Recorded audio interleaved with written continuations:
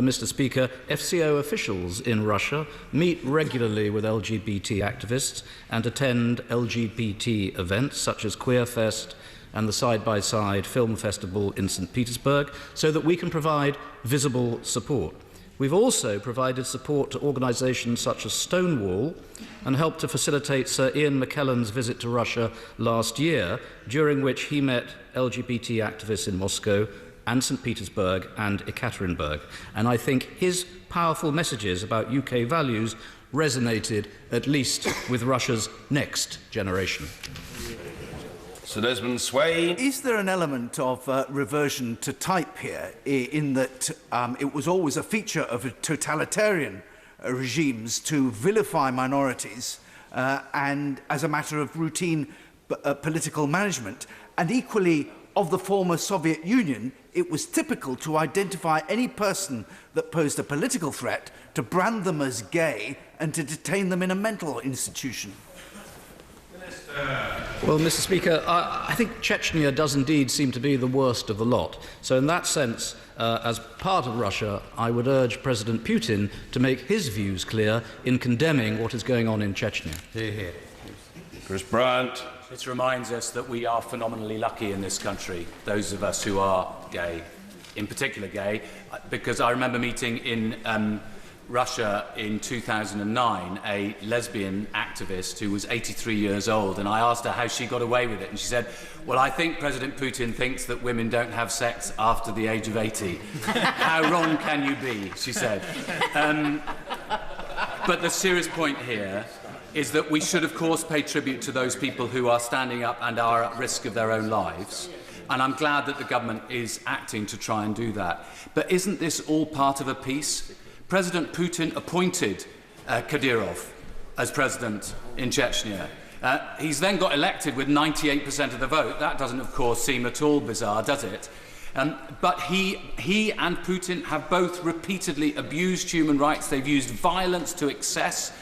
They've always resorted to violence when there is another opportunity of providing a peaceful means. So how do we, and will the government make sure that people who are engaged in this kind of activity and those who are involved in the murder of British people working in Russia will not be entering this country? Mr. Speaker, I think an 80-year-old activist gives all of us a bit of hope in this world. But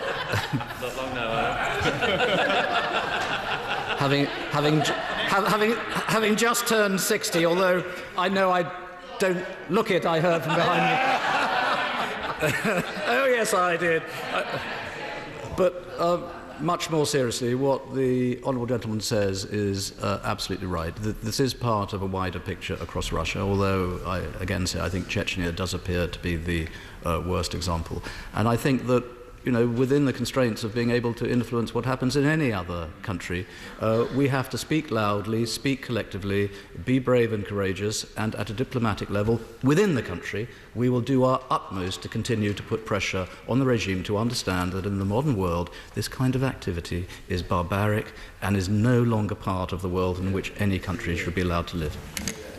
If memory serves me correctly, the right honourable gentleman's birthday was 20 days ago.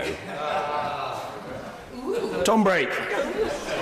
And could I start by thanking the Minister for the very forceful statement he's made today. On behalf of the Liberal Democrats, I've written to the Russian ambassador, and I'd like to echo the calls made by other members here today that the UK government do call in the Russian ambassador and ask him in particular what they're going to do to protect the journalists involved in leaking this story, because clearly they are now at risk, as well as the LGBT community. The final question I wanted to ask the Minister was whether, since the G7, where unfortunately our government failed to secure sanctions against Syria and Russia, have any lessons been learnt about how to improve cooperation to ensure that at an international level action will be taken against Chechnya?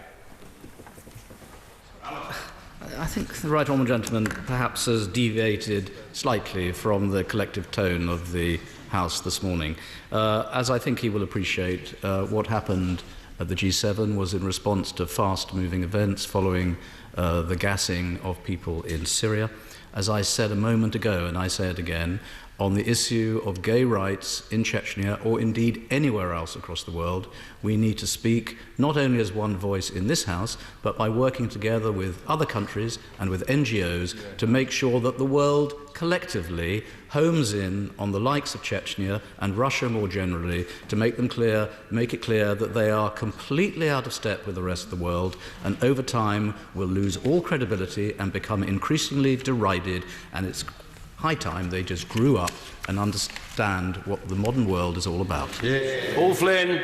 I congratulate my constituency neighbour for exposing the latest manifestation of the barbaric treatment that the people of Chechnya have had from Russia over a decade, and pay a tribute to Lord Frank Judd, who acted as the rapporteur for many years from the Council of Europe and reported fearlessly on the terrible things that were happening there. But I think when we reflect on this now, that while we entirely support the opposition there should be worldwide to this terrible activity, that this is spreading. And one of the reasons for it is the pressure on countries to improve their human rights is now less, because they don't have the incentive of joining together in the European Union that demanded these high standards. And we are, sadly, going back into barbaric treatments, not just in Chechnya, but to many other countries, including Turkey. To join the honourable gentleman in paying tribute to the noble Lord Judd for all the efforts he's made over the years. But I say again, it is for all of us to work collectively across parties, across countries and across all organisations to make sure that rights for people, simple rights that should never be denied them, are upheld in any such country across the world. Mr. David Winnick. Considering how this may be misrepresented abroad, particularly in Russia, is it not important to emphasise this is first and foremost a matter of human rights, and it's certainly not a matter confined only to those who happen to be gay? And is it not interesting, Mr. Speaker, that this is being discussed 50 years since the House of Commons changed the law on homosexuality, and if there is a debate in July near the actual date when the legislation was passed, I would hope to be here. Certainly, I'll do my utmost to be here to explain why I was pleased to vote for the change in law. I think I'm the only one now in the House who has remained. Well done. Minister. Well, I can say, Mr. Speaker, the way he's going, he's going to be here in another 50 years' time. But he makes a very valid point about the importance of promulgating the truth. When we stand up and hear absolute blatant propaganda, we should not shy away from robustly countering lies of that sort. And for instance, Kadyrov's spokesman has called reports about persecution and murder absolute lies themselves. And indeed, he added, as we've heard earlier, that there are no gay men in Chechnya, and you cannot arrest or repress people who just don't exist. And even worse, he went on to say that if they did exist, their own relatives would have sent them away from, I quote, where they could never return. And it is the use of language like that that appears to condone the outright murder of someone simply because of their sexual orientation is utterly unacceptable and condemns them in the eyes of the decent world. Martin Doherty-Hughes. Thank you, Mr. Speaker. I'm delighted to speak in this debate and also thank the Deputy Foreign Minister for his statement. I have a concern, though, that not just as a member of the LGBTI community, but also the broader sense of the impact of the social, economic and political impoverishment of what is Chechnya, and its profound impact on all Chechen society, Mr. Speaker. Because whether we like it or not, Kadyrov actually has the fundamental support, in some terms, of his nation as a region of the Russian Federation. So how do we undermine that is also about investment and also about in our foreign aid in tackling human rights across the world. So will the Deputy Foreign Minister commit now here on the floor of the House in fighting for human rights, LGBTI and other rights in places like Chechnya to ensuring that his foreign aid budget doesn't change after the general election? Minister. Well, I think we should all commit to fighting prejudice wherever we find it, and I hope that when we stand in the election on June the 8th, that will be part of all of the views we hold as we present ourselves to the electorate. But the honourable gentleman actually raises a deeper point as well, which is that we need, as this House, to understand foreign affairs, to take an interest, and to debate countries such as Chechnya. So I hope that early in the next Parliament that opportunity will present itself so that the arguments we're beginning to hear today can be made even more loudly after June the 8th. Nick Thomas Simmons. Thank you, Mr. Speaker. This House rightly speaks with one voice in condemnation of these abhorrent acts in Chechnya. But this is not the first time that the Russian government has been found wanting when it comes to human rights, and is in need of being constantly reminded that it should honour its international human rights obligations. What can we do to ensure that other countries are similarly robust in explaining that to the Russian government, not least because of how insecure those members of the LGBT community in Chechnya must be feeling right now? Well, we work through every organisation, every collective European and other organisation, and of course the United Nations more widely. But because we do speak frankly, we have of course had a rather scratchy relationship with the Russians recently, but we will not shy away from raising these issues frankly and forcefully, and I can assure the honourable gentleman that we will maintain a policy of robust engagement with the Russians, and it will include matters of this sort when we do so. Stuart Malcolm MacDonald. Mr. Speaker, Sir, all of Glasgow weeps at this news, and when I return to Glasgow later this afternoon, we will have a vigil in George Square with politicians, ordinary people, expressing their horror at what's happening in Chechnya. Can I actually disagree with some colleagues? I don't see the need for it to be escalated to the Foreign Secretary. I think the Minister is a very capable Minister, a deeply thoughtful Minister. But I would like to echo the comments made by my honourable friend from Livingston. Is it not time for us to join countries like Canada in having an envoy on LGBT rights who reports directly to the Prime Minister?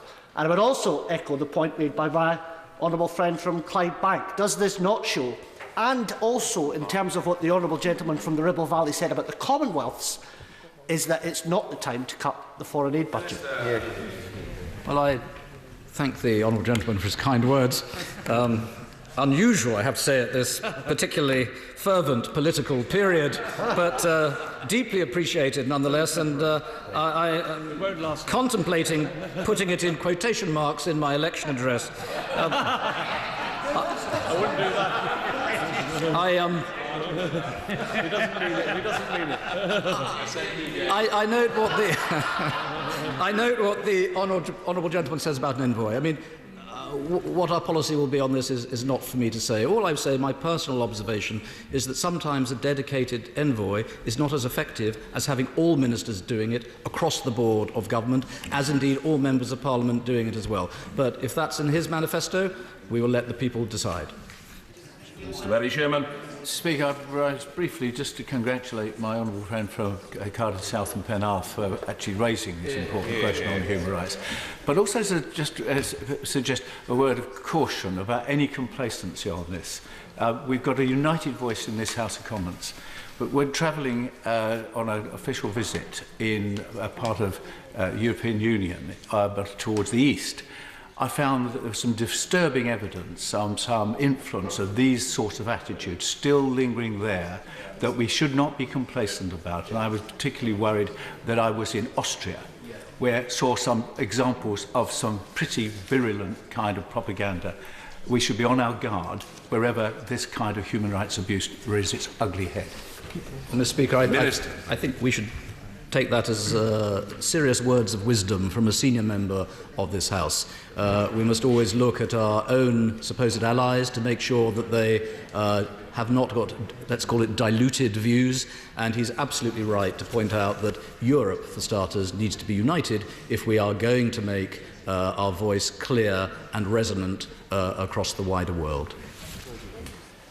Margaret Ferrier. Thank you, Mr Speaker. Having tabled an early day motion myself on this very subject earlier in the week, I'm grateful to the honourable member for Cardiff South and Penarth for securing this urgent question, and to you, Mr Speaker, for permitting it. Will the Government give assurances that members of the LGBTI community in Chechnya be granted asylum in the United Kingdom should they flee and seek refuge on our shores? Well, I obviously have to tell the Honourable Lady that that is primarily a Home Office matter and a matter for the proper workings of asylum legislation. Patrick Grady. Mr Speaker.